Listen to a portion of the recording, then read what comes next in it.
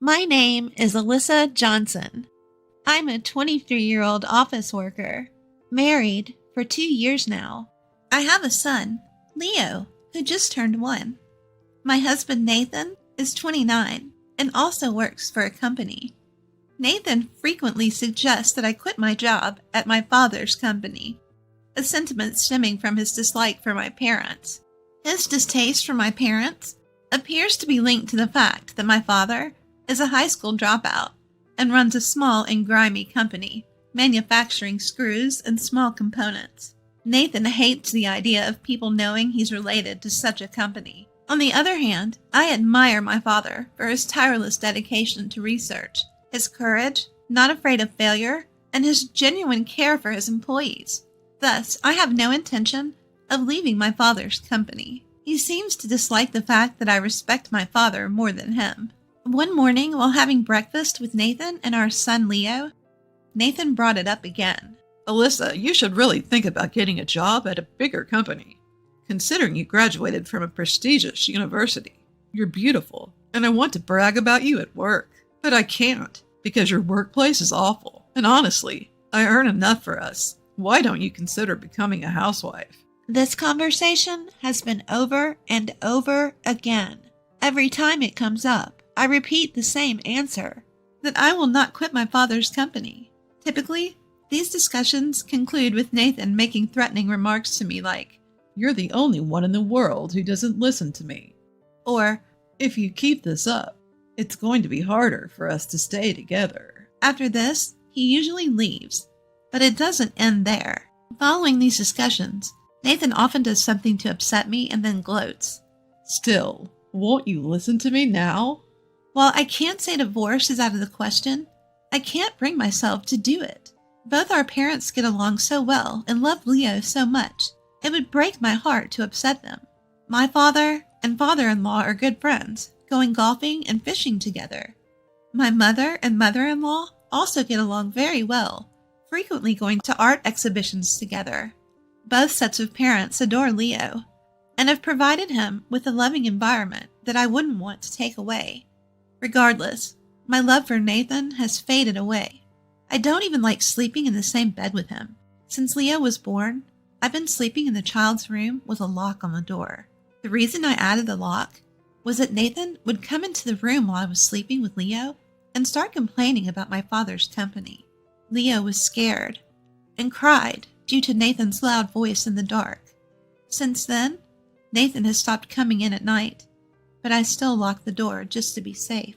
As for the harassment I received from Nathan this morning for refusing to quit my father's company, it was as always, just as petty. Despite dinner being ready, he didn't come home. Instead, he went to a night bar with colleagues and sent me a photo of him with a big smile, his face close to one of the female staff. This kind of photo doesn't hurt me or make me feel insecure. As soon as I saw the photo he sent on my messaging app, a new message came in. "See, this is how I blow off steam, because you won't listen to me." He said, "If you don't want me to do this anymore, quit your father's company now." Honestly, I wanted to ignore his message, but for the sake of both sets of parents and our son Leo, I responded. This was my best response. "I just wanted you to come straight home and have dinner with us." In response, he texted back. "Must have been tough, huh? I'm coming home now." I found myself regretting marrying him, thinking even though he is smart, his character and thought process are so childlike. Then one day, Nathan happily reported, "I might be getting promoted soon." "Wow, that's great. Did that recent deal come through?" "It's not finalized yet, but it's as good as done. I bet the boss will be thrilled, crying with joy. Even the director, who used to act so high and mighty, will have to bow down to me now. Ha ha." That day, Nathan unusually didn't tell me to quit my father's job and went off to his company. As for me, I left home with Leo to go to my office.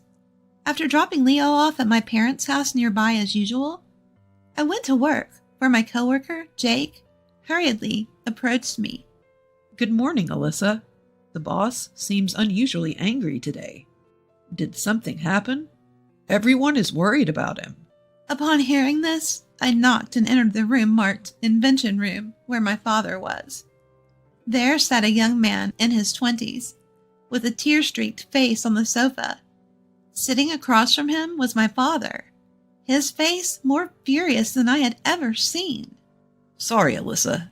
I can't spare the time to chat with you right now," he said, to which I responded, "Everyone's worried about you. What's going on?" Apologizing, he invited me to sit in on the conversation. As I took a seat next to my father and looked at the young man's face, he stood up to introduce himself. "Nice to meet you. I'm Scott. I'm sorry for causing the boss any trouble." I asked him, "May I know what happened?" Scott, apparently an employee with an electrical machinery manufacturer, started to explain. It seems that Scott is employed at an electrical machinery manufacturer. Moreover, he's been promoted to the position of assistant leader for a new machinery project. Interestingly, the designated leader doesn't attend meetings or go to the field, basically serving as a figurehead. The team members reportedly prefer this, stating, "It's easier that way." In essence, Mr. Scott was fulfilling the leader's role. It appears that some components from my father's company were chosen for the project. Scott, without any prior arrangement, visited my father's company and rudely demanded, "I need to speak to the CEO." His appearance, characterized by his unkempt hair and numerous rings, didn't sit well with my father's secretaries, fondly known as Jackson and Randy, who told Scott, "Please adjust your attitude and appearance before coming back." Unaware of what was wrong with his demeanor and looks, Scott returned to his company and asked his boss, who snapped, "Don't let them walk all over you. Assert yourself and tell them we're using their parts." Wanting to fill his colleagues' wishes to use my father's company's components, Scott returned to my father's company and humbly asked Jackson and Randy, "Please let me know what I'm doing wrong."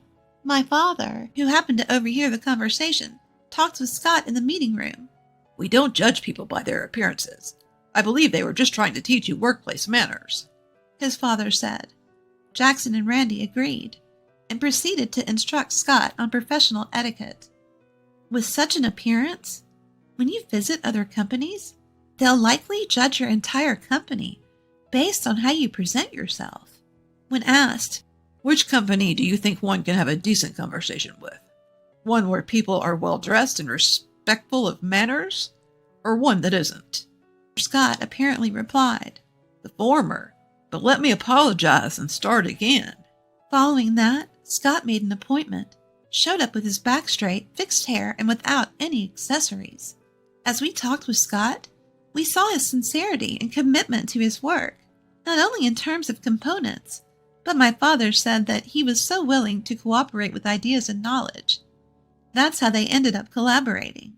Young members of Scott's company proactively visited my father's company for advice.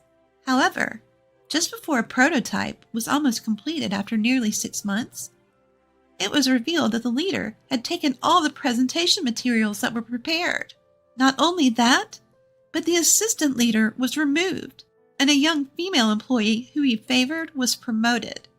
Although the team and the collaborators vehemently opposed this, they were silenced with threats such as, "Anyone who objects will be made uncomfortable in the company by spreading various rumors."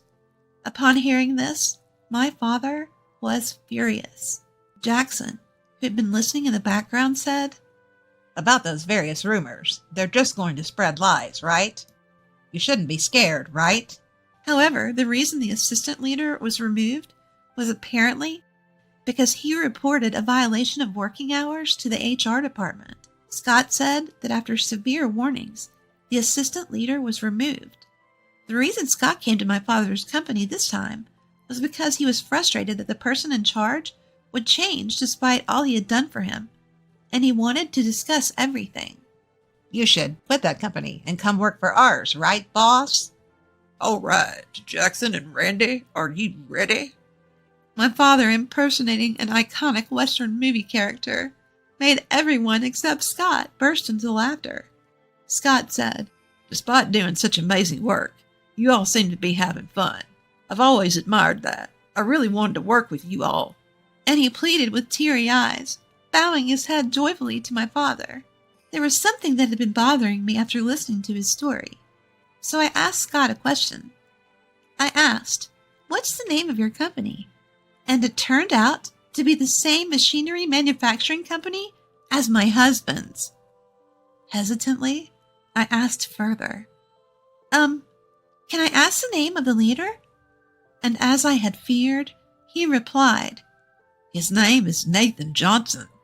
Upon hearing that, my father and I held our heads in shock. After a brief silence, Randy said, I knew I'd heard that name before. It's Alyssa's husband." I said, "Scott, I'm sorry, that's my husband." And Scott said, "He's the one who gave me the opportunity to work at this company, so I'm actually grateful to him now." Jackson seemed to have something on his mind, too, and asked cautiously, I hate to ask, but given that Alyssa's here, does the favored female employee have any relation with your husband? Scott looked at my face and seemed to have difficulty speaking. So I said, "Don't worry about it. I'm in a sham marriage with my husband. I don't have feelings for him anymore," which surprised my father. After apologizing to my flustered father, I honestly told him about all the things that had been said and done to me every day, and why I hadn't been able to speak up. He understood and said, "No wonder my grandson Leo hasn't been very affectionate with me." Then, after hearing everything, he added, "I've lived a life that I'm not ashamed of, so I don't care what anyone says about me. But it must be tough for Alyssa to keep hearing bad things about her parents. Don't worry, though. I'll keep my relationship with their parents since they're family and friends. If you ever want to come home, you're always welcome." His words made me feel like a weight had been lifted from my shoulders. And what about the relationship between your husband and this favored female employee? Jackson asked. Scott replied, "There's no solid evidence, just rumors. But it's the talk of the company. Several employees have seen the two of them coming out of meeting rooms or document rooms. A few employees have even seen them going out for lunch together." At this point, Randy began making a phone call. Hey, I have a case that I'd like you to investigate. Can you come to the office right now?" After hanging up, he said, "I'm going to have a friend of mine at the private detection agency look into this." Now, Jackson started to make a phone call as well. Hello? I need a lawyer who specializes in divorce due to infidelity. Oh, you can? Can you come to the office right now? Thanks. As Jackson and Randy made progress on their calls, my dad said, "Your greatest strength has to be your ability to take action." He was laughing as he watched the scene unfold. Scott also offered to keep a careful eye on the two of them. For the time being, everyone returned to their workplaces to get back to work. My father, too, expressed his concern to the worried employees, saying, "I'm sorry for the concern, but it looks like we can laugh about it now. My apologies for causing worry, and thank you, as always." Hearing this, smiles returned to the faces of the employees, and the usual lively atmosphere was restored in the workplace. My father came over to me and asked, "May I discuss the recent events with your in-laws?" To which I replied, "I just want you to tell them to continue visiting and showing affection for Leo, as I always have." By early afternoon, a private detective and a lawyer arrived to discuss our future course of action in the planning room. The contents of this meeting were then shared with everyone present. It was decided that Jackson, who had returned to the company, would convey the details of the discussion. After work, when I went to pick up Leo from my parents' house, I explained the situation. From my own perspective, apologizing for my inability to reveal my husband's true nature. I felt as if I had trampled on the feelings of my parents, who believed we were living happily. My mother, far from being upset, seemed thrilled, declaring, "Now we need to prepare a room for my daughter and grandson." She had not missed the disdainful look my husband had given my father's company the first time he saw it, and suspected he was not a good man. I wish you had told me sooner. The next day, it appeared Jackson received a phone call on his smartphone from Scott. Scott had submitted his resignation, informing the company he intended to spend his remaining time on miscellaneous tasks and transitioning his responsibilities without taking any paid time off. The company accepted his resignation. However, all the members of the project team reportedly visited the HR department to state, "We have all violated the company's work rules like Mr. Scott, so please discipline us as well." Upon seeing resignation letters in everyone's hands, the HR department was thrown into a frenzy. My husband had already left home by the end of regular working hours, so a meeting was held in the large conference room between the company president, department heads, and the remaining project members, including Scott. There it was stated that my husband, who was the team leader, had not attended any meetings or been present at work, and had in fact not contributed at all to the project. Further, it was reported that when he learned that the presentation and required documents had been completed by the entire team, he took all the credit, removed Scott from his position as deputy leader, and replaced him with a female employee he favored. The company president reportedly expressed deep regret if this was indeed true. At that point, Scott suggested that no drastic action be taken until all evidence was gathered. The reason he gave was that as the sister-in-law of one of the company's clients, they were also conducting an investigation using a private detective, and it was proposed that nothing be said to my husband without evidence. The company agreed to wait until the evidence was collected, and then to question my husband before deciding on disciplinary action. They asked the team members to hold off on their resignations. Unaware of these serious events, my husband, who usually comes home on time, returned home around 9 p.m. after Leo had gone to bed. He began ranting about how useless everyone else was, boasting about how he had been working overtime to make the project a success. He thought everyone was just jealous because he was going to be promoted to department head after the project's success. Knowing the truth, I couldn't help but chuckle at his delusions. In his good mood, I gave him a few compliments, which I didn't really mean. He seemed to enjoy picturing himself as department head, being looked up to and envied. My husband kept grinning. The next day at work, Scott's plan was put into action. All team members began to continuously praise my husband. "Mr. Department Head, not quite yet." "It seems the CEO is very hopeful about this project." "How can we become competent men like you, Mr. Johnson?" Continuously showered with such compliments, my husband was thrilled and in a constant state of excitement. His guard seemed to be dropping. Then, as planned, we were able to obtain a video of my husband's affair with a female employee from the hidden cameras set up in the document room and the conference room.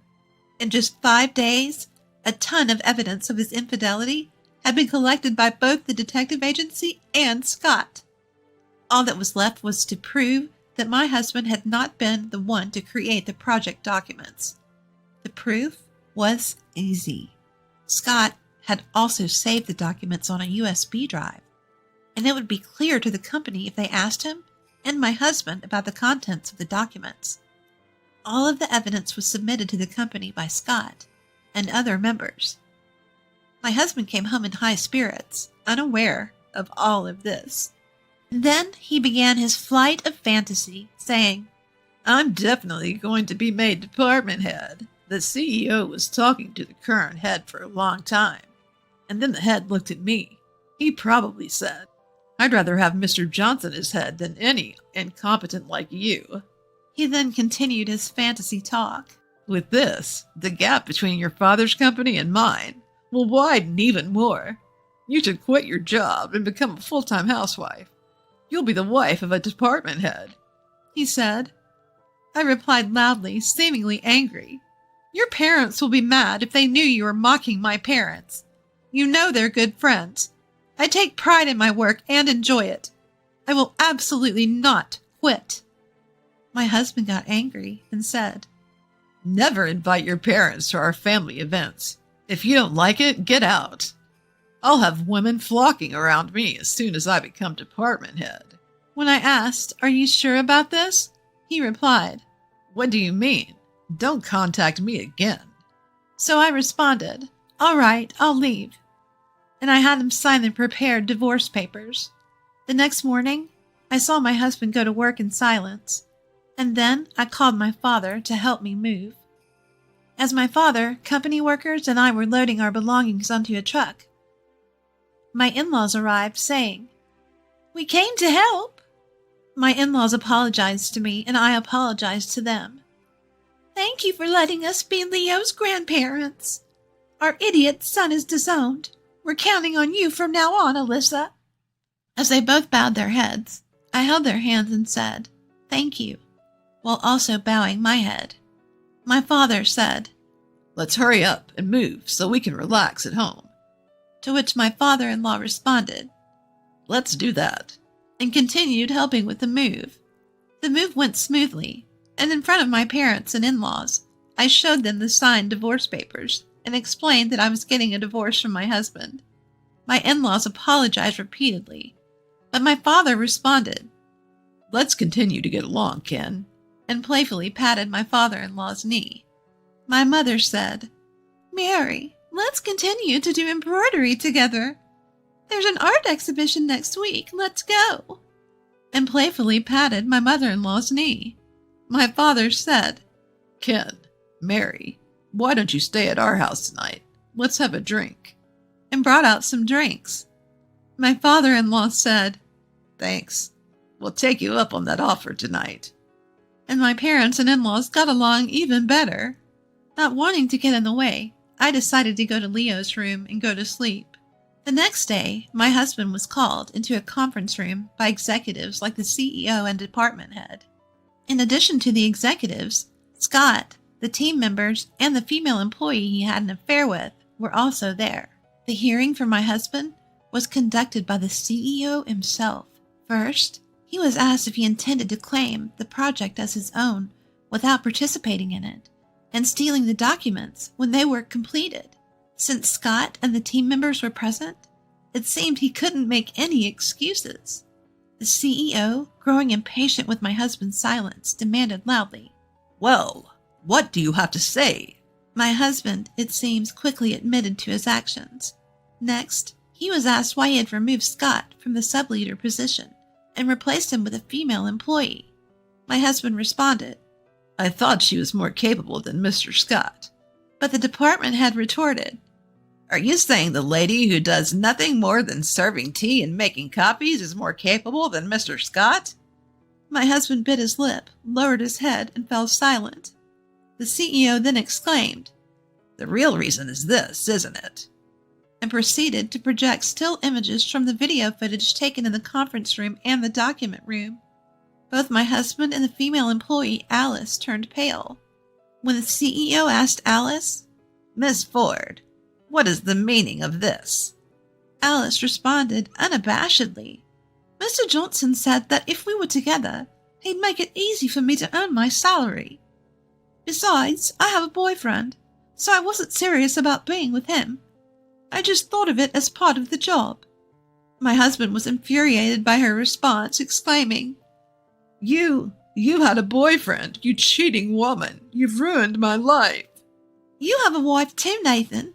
Don't get mad at me," Alice retorted, and a quarrel ensued.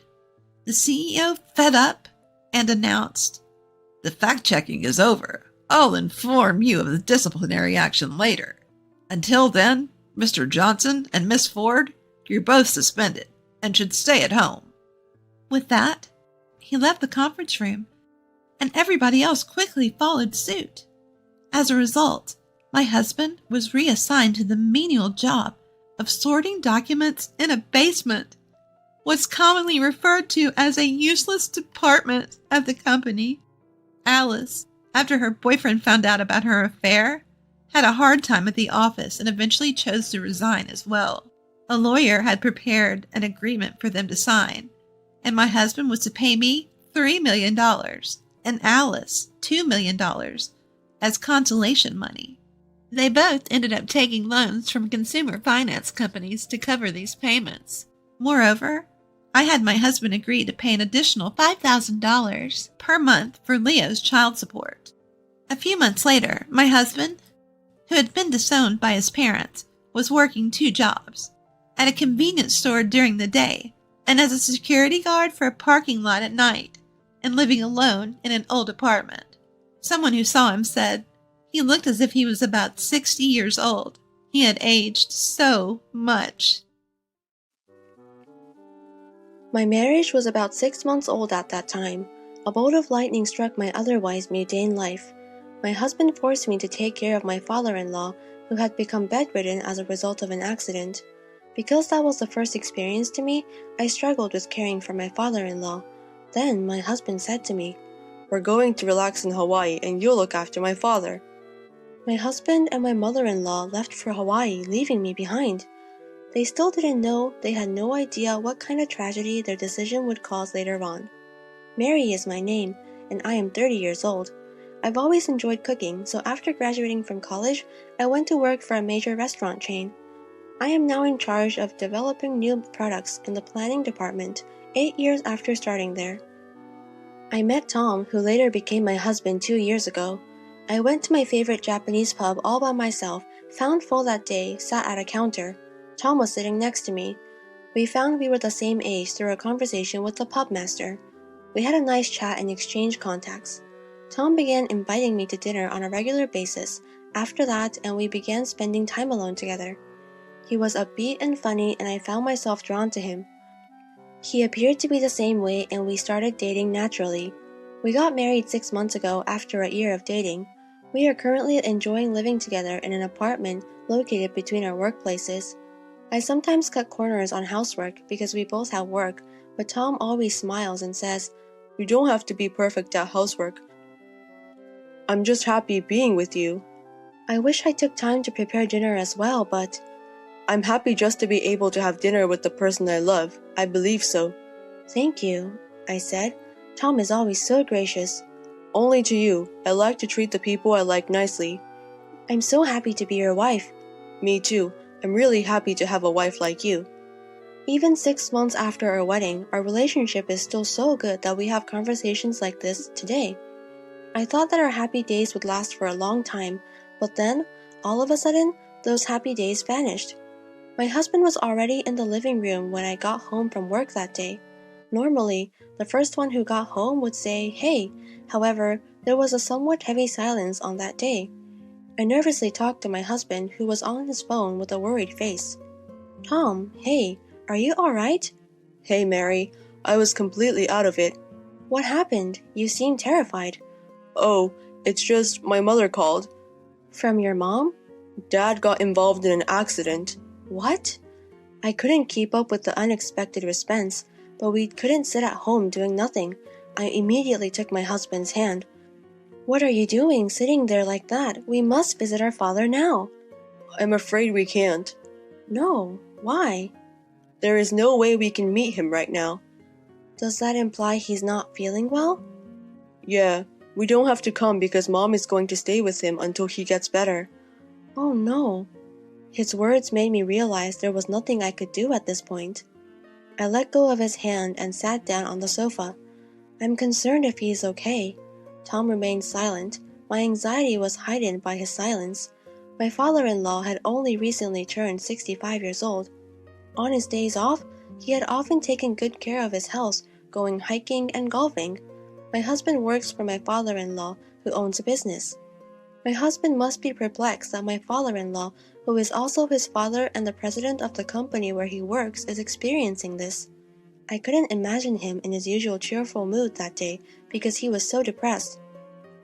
We were finally able to visit my father-in-law a week later. My father-in-law was lying in the hospital room with a powerless smile on his face. When I arrived with my husband, "Are you all right?" I asked. My father-in-law apologetically scratched his head. "Mary, I'm sorry. I apologize for causing you a concern." "I'm not upset. I'm relieved that you are safe." "I'm glad to hear that and able to speak slowly. I'm fine." "Oh, but please stay in bed for a while." My father-in-law smiled as he heard my words. I felt relieved when I saw his smile. My father-in-law suffered a spinal cord injury as a result of the accident and is still paralyzed. In terms of treatment, he would be hospitalized and undergo rehabilitation for about 2 months to assess his progress. Even after he was released from the hospital, he would require ongoing rehabilitation. Tom has decided to assume the presidency in place of his father while he is away. Although only for a short time, having my own husband as a president was unusual. My mother-in-law arrived in the hospital room while I was watching the conversation between my husband and father-in-law. She summoned me to a hospital room corner and spoke sarcastically to me. "Hey, Mary, are you sure you're not mistaken?" "I'm mistaken?" I asked. "You are, indeed. Just because Tom is president doesn't mean you can't have fun, right? Please don't take advantage of Tom." "I don't have to be concerned about that because I'm employed and well compensated." "I'm not sure.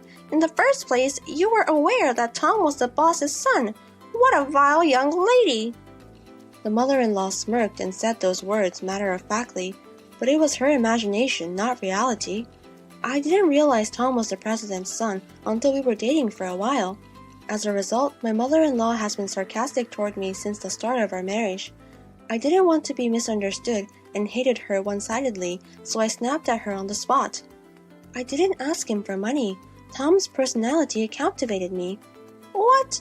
What are you on about? You speak to me as if you know who I am." "That is correct. Nothing would be misunderstood by you."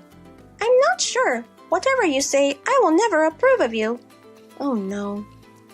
My father-in-law, perhaps noticing our conversation, and asked, "What's wrong?" "It's nothing," my mother-in-law said, glaring at me.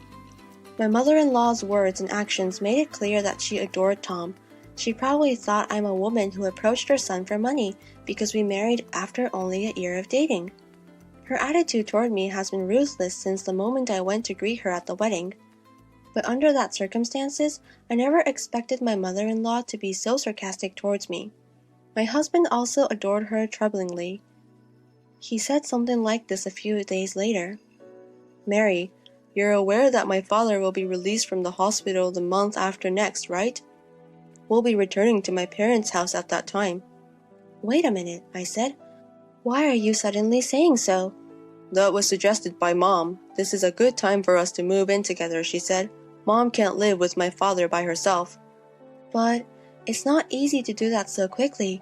"What are you on about? We're all in this together," Mom says to me. "That is so thankful."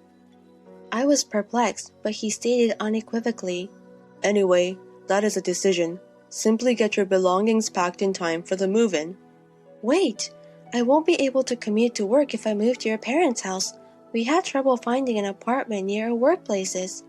"Isn't it only 5 stops by train from my parents' house? You're very fortunate to be able to sit on the train in the morning." It appeared that my husband and mother-in-law had already decided to live together. After that, I asked my husband several times if we wanted to avoid moving in together, but they paid no attention to me. My husband became more devoted to my mother-in-law than ever before. On the other hand, his words and actions towards me became increasingly harsh. He was giving me another nagging lecture every single day. "How's the packing coming along? I won't be able to take time off work on the day of the move, so you will fill in for me, okay? You will be in charge of all household duties and Dad's care. Don't make my mother suffer." Even before the move, I was mentally overwhelmed by such remarks. The company was in the midst of a busy season, and I was juggling work and moving preparations. I was physically and mentally exhausted. 2 months later, the move was completed successfully, and my father-in-law was released from the hospital. I hardly had time to breathe, but I started a new job as a caregiver of my father-in-law. I got up at 4 a.m. to prepare breakfast and do laundry at the same time. Following that, I flew to my father-in-law to give him a morning massage and change his clothes. I had to finish breakfast before my husband and mother-in-law did, and once I was done, I helped my father-in-law with his meals. I finally left for work after everyone had finished their breakfast. Despite all of my caregiving and housework, my mother-in-law was not pleased. She would always try to prevent me from going to work in the morning. "Mary, do you have a minute?" I apologized to mother-in-law.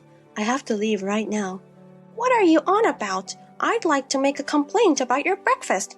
That is why I am speaking to you." When I get back, I'll reach out to you. Now I'm going. Don't argue with me, just sit there. No. Come on, take a seat. My headache began with my mother-in-law's yelling. I started having heart palpitations and headaches whenever my husband or mother-in-law gave me an unreasonable sermon at the time. However, responding to them was counterproductive. The quickest way to complete tasks was to remain silent. Because of my mother-in-law's sermons, I was always barely on time for work. My coworkers were concerned about my tardiness because I had never been late before. 3 months had passed since my father-in-law left the hospital. I didn't have time to catch my breath because I was so busy. I had to prepare dinner as soon as I got home from work. My husband scorned the dishes I had hurriedly prepared in the limited time available. What's the deal, Mary? I come home exhausted and you want to have fish? Are you sure? I apologized. I had to leave the kitchen to clean up my father-in-law, so I made boiled fish. You should make something that will increase my stamina. I'm not interested in boiled fish. My husband took out a cup of noodles and began to fill it with hot water. As she watched me fall silent, my mother-in-law smirked. Depressed, I went to my father-in-law and dressed for the evening. Then, perhaps noticing my predicament, he inquired worriedly, Mary, you appear pale. Are you all right? I'm fine. I've been a little preoccupied with work. Is that it? I've been hearing a lot of yelling from my wife and Tom lately. It's entirely my fault. I'm not particularly talented in many areas. I don't think you look like that. I tried my hardest not to worry my father-in-law by smiling and lying. That's what I only could do to keep my spirits up. The truth was that I'd always wanted to get out of there, but what if I left now? What would happen to my father-in-law? I couldn't just throw it all away after thinking about it. I had days off from work at the end of the year, but that didn't stop me from doing house cleaning. My husband made an outrageous statement on New Year's Eve. My mother and I are currently on our way to Hawaii. What? Hawaii? I spent a long time discussing it with my mother. We've been discussing it for quite some time. Wait a second. Think about the situation your father is in. He is okay with you being here. You're also off work, so you should do something. With a triumphant expression on their faces, my husband and mother-in-law showed me their large carry-on cases. They must have found my perplexity amusing because they tried hard not to laugh. The trip's first day, as they were leaving the house, my husband said simply, Well, you're going to take care of my father. We're going to Hawaii to unwind. We'll be relaxing in Hawaii, so you'll have to do it yourself. My husband and mother-in-law both laughed as they shut the front door. Something inside of me snapped at that exact moment. Look after him? What are you on about? Why do I have to do everything by myself as a step-family member? I can't take it any longer. I'm divorcing him when they return. Something exploded in my head, and I resolved to devote myself to caring for my father-in-law until they returned home. I was already planning to divorce, and I decided to do nothing and leave the housework. I made breakfast for my father-in-law as usual the next day and went to his room with a towel to wipe him and change of clothes. My father-in-law approached me with a smile as I did so. Mary, best wishes for the new year. Dad, I wish you a happy new year. What happened to Tom and my wife? Last night they appeared to be in some sort of trouble. They went to Hawaii. What? Hawaii? My father-in-law sighed deeply and looked skeptical. What? Oh, Dad. Let's get this party started, shall we? Mary, I apologize for everything. Wait a second. What are your thoughts? I've been able to get out of my bed on my own for a few days now. I've been waiting for the right moment, but I never imagined they'd get it just right. What exactly do you mean? My father-in-law then smiled and began to speak slowly. My father-in-law apparently wanted to do something about the fact that I was the only one being pushed around. I asked my mother-in-law and husband to run errands for me, but they ignored me completely. Furthermore, the company's executive director contacted him and reported that my husband, the company's acting president, was doing whatever he pleased. This trip, too, must have been paid for by the company. So my father-in-law contacted a company representative and asked him to monitor my husband's behaviors. Then, his laziness at work was discovered and everyone was furious. My father-in-law was supposed to return to the company as president after the new year. My husband was supposed to return to be an employee, but decided to fire him. The home is also in the name of father-in-law.